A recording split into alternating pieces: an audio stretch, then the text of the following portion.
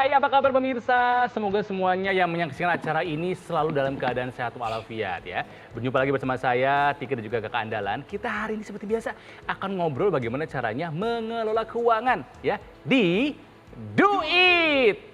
Teriak dong, do it gitu biar semangat. Pusing. Loh kok pusing? Kepalaku tuh cekot-cekot loh, Nah. Waduh, aku ada nomor teleponnya Pak Dalang. Mau? Jangan.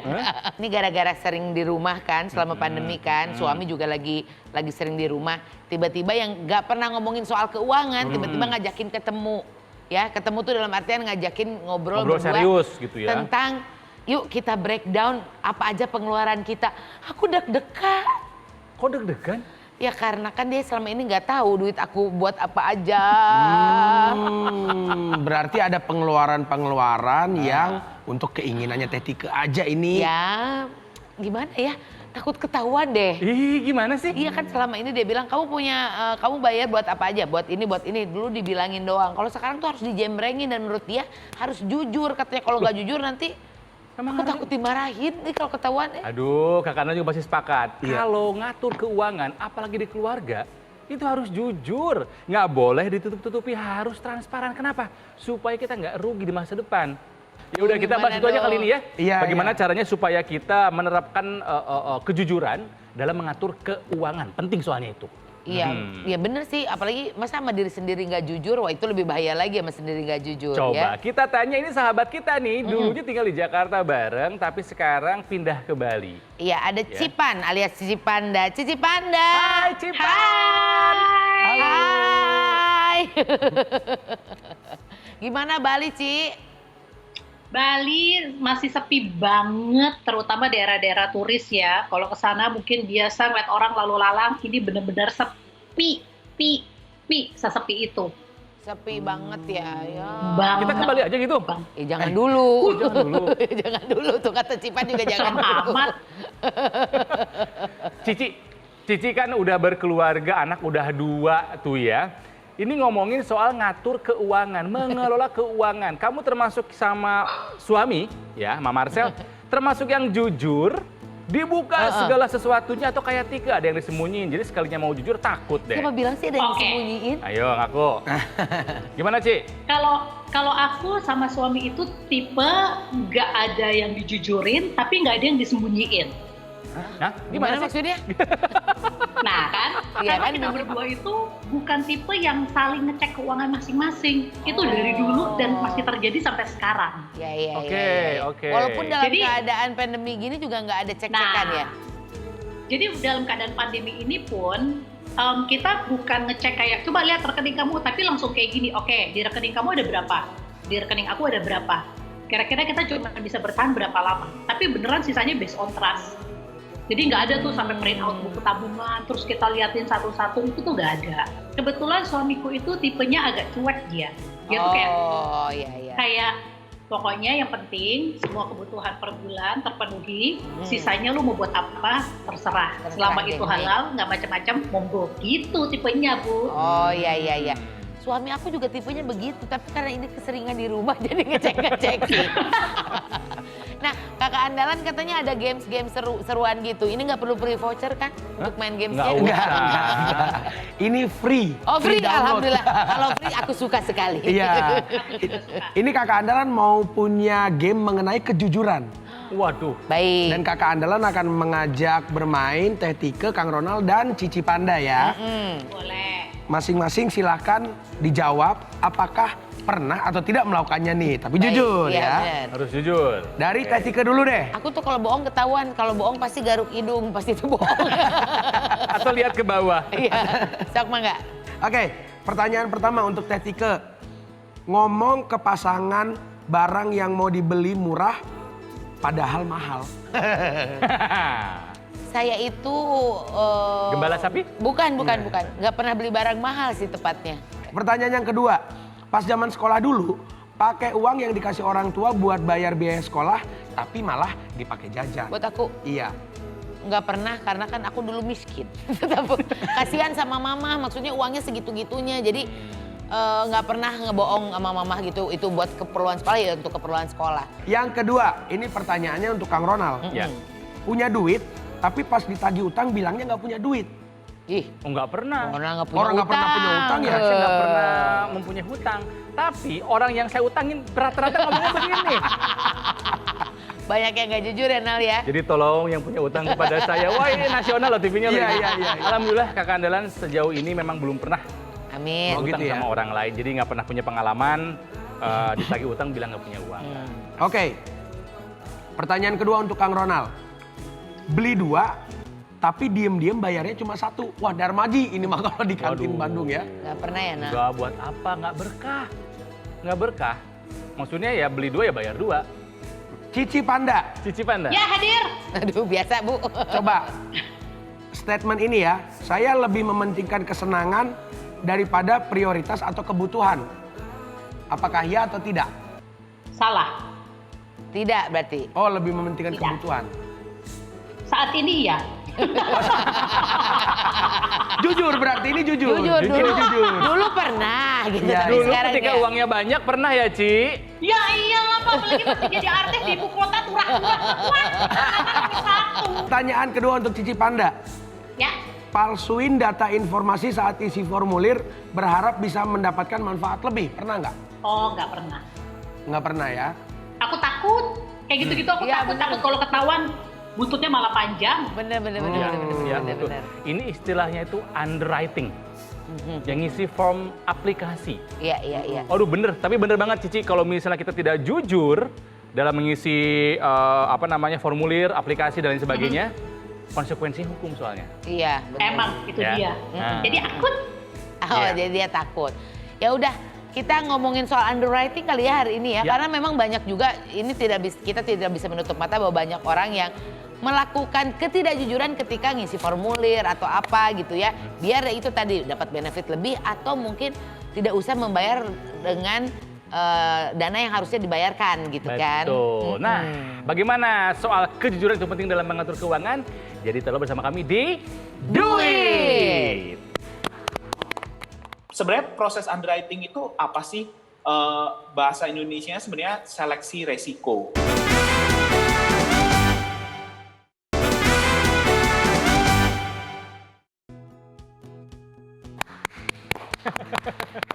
Ayo dong tepuk tangan. Jujur aku tuh kangen banget sama tepuk tangan. Terima kasih Bali.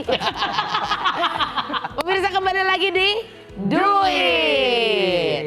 Ya, kita masih ngobrol soal tentang kejujuran. Betul, jujur itu kayaknya gampang banget diomongin ya. Banyak banget orang yang ngomong ini, jujur ya aku tuh, nah padahal belum tentu jujur Belum itu. tentu. Betul. Jadi kalau kata pengarang buku terkenal, penulis buku Mark Twain, pernah dengar? Ah iya tahu. Mark Twain bilang, Siapanya Shania Twain? nggak ada Oh, nggak ada hubungannya. hubungannya. Ya, yang nggak tahu sih ya, sama-sama Twain. Jadi Mark Twain bilang, if you tell the truth, ya, you don't have to remember anything. Kalau kita Oke. jujur, kita nggak perlu nginget-nginget apa, kan jujur semua. Karena kalau Betul. misalnya berbohong, Kita tuh mesti nginget terus kita harus kan inget habis bohong dulu apa. dulu kita pernah berbohong ini, nutupinnya gimana ya? Iya. Gitu loh. iya. Jadi orang jujur, nggak usah tuh mikirin kayak begitu-begitu. Karena yang diomongin apa adanya kok gitu kan. Betul sekali. Iya. Setuju ke keandalan? Setuju sekali Kang Ronald. Nah, Ya. kalau buat Cipan sendiri apa sih manfaat dari jujur? Manfaat dari kejujuran adalah ya seperti yang Kak Ronald bilang, kita jadi nggak punya beban.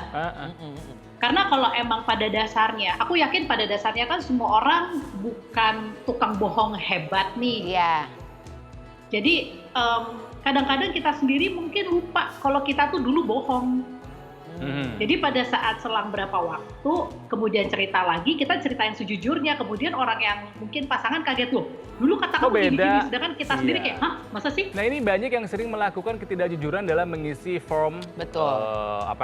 aplikasi Iya, misalnya iya, atau iya. form asuransi tuh. Banyak. Misalnya nih kita mau daftar asuransi, ketika petugasnya bertanya merokok tidak? Enggak, sambil nyembunyiin. Nah itu kan udah nggak bener tuh. Kenapa sih harus ada adegan menyembunyikan? Nggak usah juga. Ya itu maksudnya ketidakjujuran itu akan pasti berakibat sesuatu nanti di kemudian hari ya. Betul. Bisa-bisa kalau misalnya ternyata ada nanti ketika kita klaim sesuatu ternyata ada akibat dari paru-paru, Betul. itu bisa nggak keluar tuh klaimnya Iya. gitu kan. Nah, apa sih manfaat berbuat jujur ya dalam mengatur keuangan? Kita ngobrol sekarang dengan Bapak William Sutrisno. Pak Wil, apa kabar Pak Wil? Halo Pak Wil. Hai pagi. Ya. Sehat ya Pak Wil ya, kita udah lama nggak ketemu juga nih. Iya, sehat. Alhamdulillah. Iya. Nih, kita sedang membahas mengenai kejujuran. Iya. Ya, dalam mengatur keuangan, kejujuran juga penting. Setuju dong Pak Wil? Setuju, penting banget. Nah, ini kan kalau Pak Wil kita tanyain sama ini kali ya, sama kejujuran dalam mengisi formulir nih. Apa sih manfaatnya buat kita nih saat mengajukan formulir itu mengisi dengan sejujur-jujurnya? Sebetulnya manfaatnya apa sih Pak Wil? Sebenarnya bukan cuma formulir asuransi nih yang kita mesti jujur. Menurut saya sih semua jenis formulir ya kita harus jawab dengan jujur karena biasanya formulir itu fungsinya adalah merecord data gitu kan. Iya. Nah, khusus untuk asuransi, asuransi itu kan tujuannya dibeli itu ketika nanti ada klaim.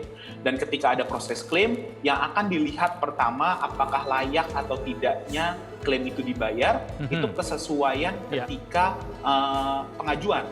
Which is di mana misalnya tadi contohnya tepat tuh, misalnya ada pertanyaan apakah Anda merokok atau apakah Anda pernah masuk rumah sakit dalam 2 tahun terakhir. Nah, pertanyaan-pertanyaan itulah yang menjadi acuan ketika klaim itu dibayarkan nantinya. Nah, coba kalau nggak jujur dari awal, kan ribet nanti kesananya. Iya, takutnya memang akhirnya klaimnya nggak bisa Cair gitu. Betul. Nah, kalau tadi sempat disinggung sedikit di depan sama Ronald yang disebut dengan underwriting. Underwriting itu sebetulnya prosesnya kah? Atau apanya kah sih Pak si underwriting itu? Oke, jadi underwriting itu kalau sebenarnya ada banyak tipenya ya. Jadi underwriting itu prosesnya, tapi ada juga underwriter, orang yang melakukan underwriting. Jadi itu dua-duanya ada. Nah, sebenarnya proses underwriting itu apa sih? Bahasa Indonesianya sebenarnya seleksi resiko. Jadi ketika perusahaan asuransi itu atau orang beli produk asuransi, perusahaan asuransi itu akan melakukan seleksi resiko. Seleksi resiko itu apa? Misalnya kita akan tanya apakah Anda merokok atau enggak. Artinya kalau merokok resikonya lebih tinggi. Atau kita juga akan tanya apakah ada historical misalnya penyakit. Diabetes. Artinya kalau ada diabetes resiko lebih tinggi. Jadi hal-hal seperti itu yang disebut dengan underwriting. Nah, prosesnya itu biasanya terjadi di awal ketika nasabah akan mengajukan asuransi. Nah, setelah melalui proses yang namanya underwriting ini, apa saja sih sebetulnya yang akan terjadi? Nah, kalau ini Kakak Andalan katanya akan ngasih tahu kita info penting. Betul. Setelah proses underwriting ini, ada keputusan-keputusan yang akan diambil oleh perusahaan asuransi terhadap form kita. Oke, melalui proses underwriting tadi ya. Melalui proses underwriting. Yang pertama, ada kemungkinan memang kita diterima secara penuh. Oke. Tanpa syarat apa-apa. Berikutnya. Yang kedua, bisa diterima tapi ada pengecualian. Asal gitu kali ya. Iya, boleh. Akan tetapi. Akan tetapi. Kondisi yang ketiga, diterima dengan pembayaran premi yang ekstra. Oke. Dan Gitu. biasanya berkaitan dengan usia, terus juga Kondisi kesehatan. sama kondisi kesehatan. Selanjutnya, kalau memang itu sudah tidak memungkinkan lagi, maka akan ditolak oleh perusahaan. Oh, jadi ada kemungkinan ditolak juga ya? Ada kemungkinan seperti itu. Kembali ke Pak William. Pak William, kalau misalnya kita sudah jujur, Terus di-decline. tapi klaim kita tetap ditolak. Nah, kira-kira apa yang menyebabkan hal seperti itu ya? Oke. Memang ada kemungkinan. Jadi walaupun kita udah jujur 100% dan sudah diterima penuh, ada kemungkinan juga klaim ditolak. Nah, Biasanya itu klaim tidak sesuai dengan polisnya. Jadi contoh, untuk kebanyakan dari polis asuransi itu biasanya mengecualikan dari hobi yang berbahaya, Iya. gitu kan? Jadi ketika misalnya ada kejadian yang tidak diinginkan, kecelakaan tapi dari hobi yang tidak berbahaya, yang sudah ditulis tidak sesuai dengan polis, ketika klaim bisa aja ditolak. Itu sih kira-kira. Walaupun udah jujur ya semuanya, yang memang dikecualikan. Itulah kenapa aku sekarang udah mulai mengurangi kegiatan skydiving. Emang suka? Enggak berani.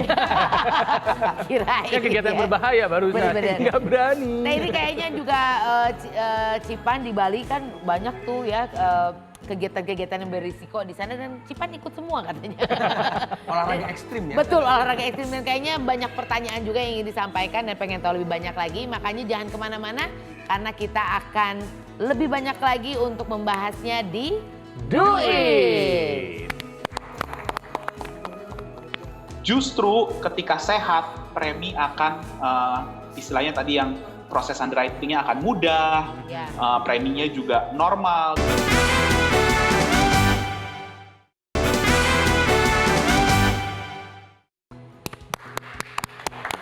Pemirsa, kita masih ngobrol mengenai pentingnya kejujuran di dunia asuransi. Iya. Ya, kita akan ngobrol masih dengan Pak William Sutrisno juga dengan Cici Panda yang ada di Bali. Hai Cici.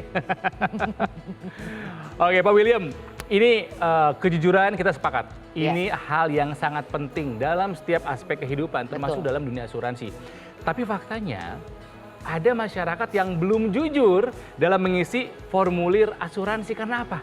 Takut preminya nanti mahal. Iya. Nah, yang seperti ini tanggapannya gimana nih Pak William? Oke, sebenarnya sih nggak usah takut. Kan tadi udah jelasin juga tuh sama Ibob. Jadi belum tentu semua, kalau kita misalnya, kita nggak mau nyatain bahwa pernah sakit ini, pernah sakit itu, belum tentu itu ada implikasinya ke premi gitu kan. Dan yang kedua, yang terpenting, kalau kita nggak jujur, nanti susahnya di kemudian hari ketika kita akan pakai polis tersebut untuk bayar klaim.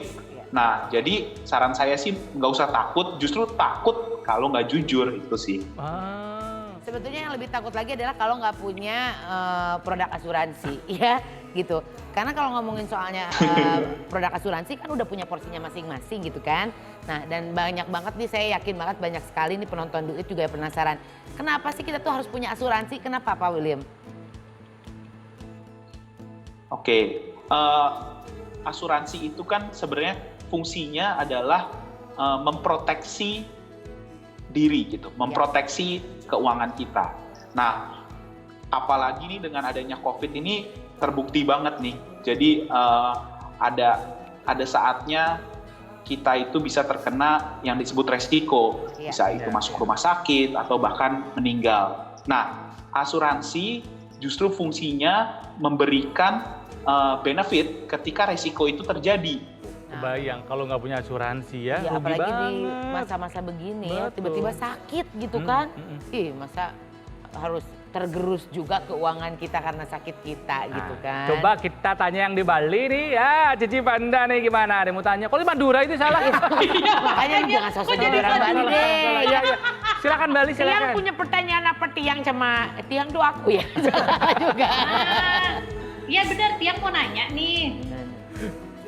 Kak, sebenarnya gini, kalau aku pribadi sih aku ngerasa kayaknya sehat-sehat aja, daya tahanku juga bagus. Jadi aku tuh suka ngerasa kayaknya gue nggak butuh deh asuransi kesehatan. Tuh Pak Kan orang William. sehat perlu juga ya? Nah, tuh Pak William tuh ngerasa sehat, merasa nggak butuh asuransi, gimana tuh? Oke, ini justru pas banget. Asuransi itu dibeli ketika kita masih istilahnya sehat. Karena kebanyakan asuransi itu akan menolak kalau kita udah sakit, apalagi kalau sakitnya parah. Justru ketika sehat, premi akan istilahnya tadi yang proses underwriting-nya akan mudah, preminya juga normal gitu. Ketika udah sakit, udah telat, itu sih justru yang dihindari. Justru belilah asuransi ketika kita sehat. Dan asuransi itu dibutuhkan ketika kita merasa tidak butuh gitu. Karena begitu udah sakit, merasa butuh, itu biasanya udah telat. Nah tuh jelas jawabannya, justru kita pas ini lagi nggak sakit pas ini lagi nggak ya. sakit Cipan, pas lagi sehat kita tuh butuh asuransi. Iya, Justru. karena proses underwriting-nya juga dipermudah gitu, cepat, preminya juga akan Nggak- lebih murah, nggak terlalu mahal gitu. Ya dan sekali lagi Cici, kan kita nggak pernah tahu Ci kapan resiko hidup datang ke kita, ya nggak sih? Iya sih. Atau Cici mau cari Yaudah daftar sekarang lah, ada diskon premi gak? gitu banget ya. Nah Kak Ibu mungkin ada pertanyaan buat Pak William. Iya nih, dari tadi kakak andalan mau nanyain mengenai ini mewakili suara masyarakat sebenarnya. Widih. Suara konsumen tuh dia. Iya. Yang mungkin nggak jujur nih masyarakatnya. karena takut bayar premi mahal. Kira-kira ada nggak asuransi yang preminya terjangkau gitu? Oke, jadi ini ada kebetulan banget nih di produk yang dijual di kerjasama Manulife dengan Bank Danamon. Produknya tuh murah banget, jadi minimum premi per bulannya itu cuma 10.000 minimum. Jadi bisa lebih tergantung proteksinya, tapi minimalnya hanya 10.000 per bulan gitu kan. Nah, proteksinya juga besar, tapi yang paling bagus adalah di akhir masa pertanggungannya tuh 8 sampai 15 tahun, di akhir masa pertanggungan semua preminya dikembaliin. Nah, jadi udah dapat proteksi, premi di akhir masa pertanggungan juga dikembaliin. Nah, produknya namanya Prima Jaga 100. Jadi kalau kita punya bisa ke Bank Danamon terdekat dan tanya produknya Prima Jaga 100. Jadi itu produknya murah dan preminya dikembaliin di akhir masa pertanggungan. Itu sih. Prima Jaga 100, wah menarik sekali. 10.000 itu minimal ya Minimal. per bulan, tapi masa sih 10.000 nggak ada ya. Pastinya juga ada lah mungkin tambahannya. Kak Ibob juga kan? Sesuai dengan kebutuhan kesehatan Nah juga itu pada masa dia. depannya gitu. Ini menarik sekali loh ya, kita ini ternyata selama ini kalau kita melakukan tidak jujur itu bisa efek ke belakangnya ada yang jadi jelek akhirnya. Betul. Ya, Nal, ya. Pak William, jadi kalau gitu artinya tidak ada alasan buat kita nggak punya asuransi dong ya? Betul. Sebenarnya saran saya sih kalau kita ada uang lebih atau ketika kita punya penghasilan lebih besar dari pengeluaran, saran saya kita sisihkan untuk either itu proteksi atau asuransi atau investasi. Nah Cipan, jangan lupa punya asuransi. Iya, apalagi tadi ada yang murah mau Giliran murah aja paling seneng ya. Tapi intinya mau itu murah, mau itu mahal, intinya kita perlu kejujuran. Karena kalau misalnya kita tidak jujur pasti akan merepotkan di masa depan kita nanti. Iya. Pak William terima kasih ya buat informasinya ya. Iya Cipan juga. Terima kasih Nona, Kike, Cipan. Iya. Sampai ketemu lagi di Bali Cipan secepatnya ya. Iya, matur suksma. Asik. Matur suksma. Matur Salam suksma. buat suami dan kedua anak kamu ya. Baiklah. Oke, kita udahan nih berarti ya? Iya. Jujur nih waktunya udah habis nih. Iya waktunya udah habis, jujur banget. Ya Bang, ini jamnya nggak pernah berbohong sama kita. Jujur sebenarnya untuk membicarakan mengenai masalah finansial itu butuh waktu yang lebih lama daripada ini. Sebetulnya gitu. Ya dan nggak perlu merasa bakal ruwet mikirin keuangan, bisa kok santai tapi nambah ilmu. Seperti acara duit ini, dinikmatinya setiap akhir pekan, Betul. kumpul sama keluarga. Tapi ingat, udah dapat ilmunya tinggal diaplikasikan. Jujur ya. Jangan lupa kalau misalnya ada punya pertanyaan seputar dunia finansial atau keuangan, silakan ditanyakan lewat akun sosial media kami @duit_metro TV. Iya. Kita ketemu lagi minggu depan. Dadah.